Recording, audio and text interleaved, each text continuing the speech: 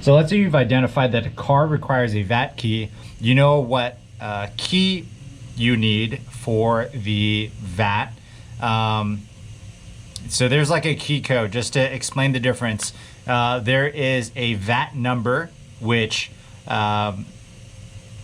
is a specific one used for different cars. The VAT number goes through 1 through 15, and you have to select the right one to use with your customer's car, or it will not work.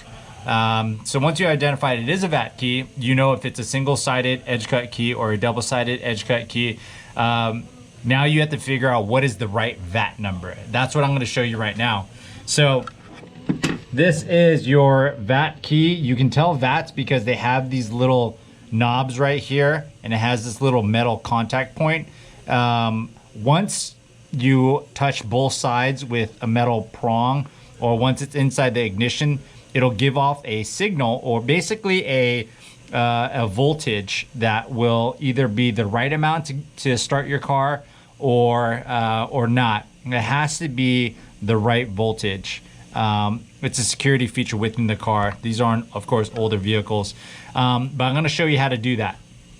So we have something called a multimeter, and this will just basically read the electrical output that the little knob on the key gives, and that will correspond to a VAT number. It sounds confusing, but I'll go ahead and show you how this works, and it becomes much easier, and it's not that daunting as it might initially sound. You can use a digital multimeter, or you can use a VAT reader. We don't have a VAT reader just because this is such a simple process, and this is, you know, maybe 10 bucks versus getting a VAT reader, which is, you know, $100 or $150.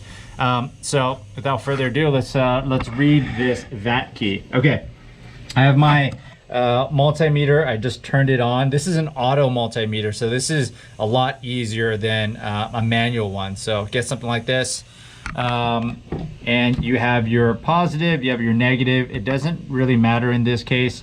What we want to do is we want to take the negative and the positive. We want to touch it on the little metal prongs on each side of the knobs. And what we're going to do is we're going to get a reading on this, and that reading will correspond to a VAT number. And I'll show you how we get that after we get the reading. Okay, so here we go. I'm going to put this, keep an eye on this portion. You'll see a number or a reading come out once I touch both sides. You want to try to get a steady hold on it. There we go.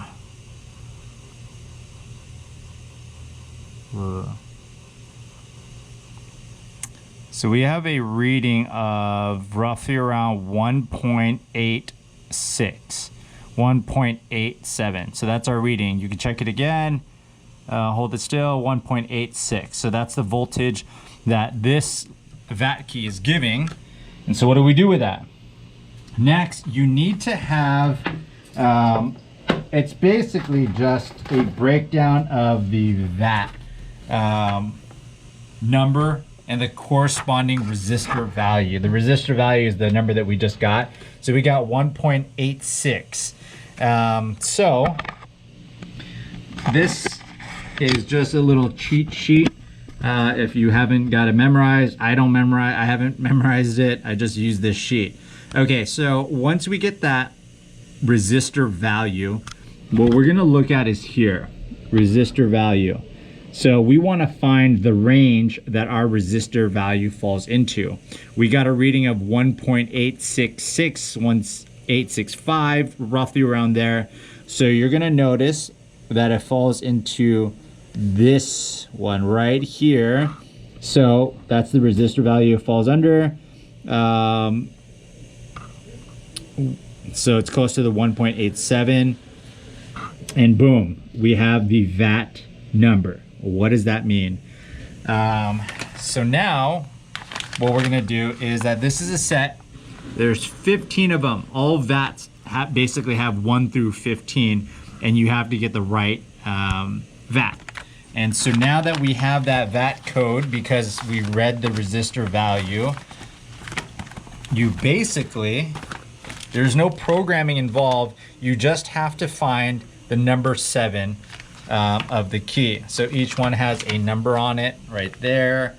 So all you do is you find, here we go, number 7.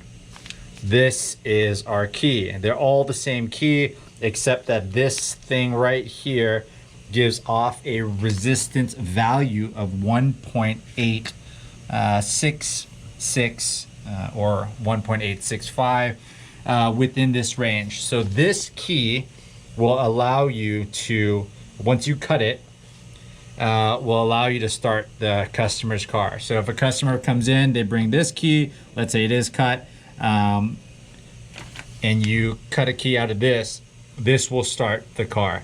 And that's how the VATs work. Now let's say if you gave them, let's say a number 5, you cut this and they try to start their car, it will not start.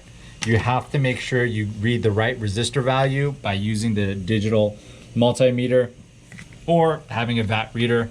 But once you do that, you get the right VAT, you cut it, and you're done. There is no programming, there's nothing else.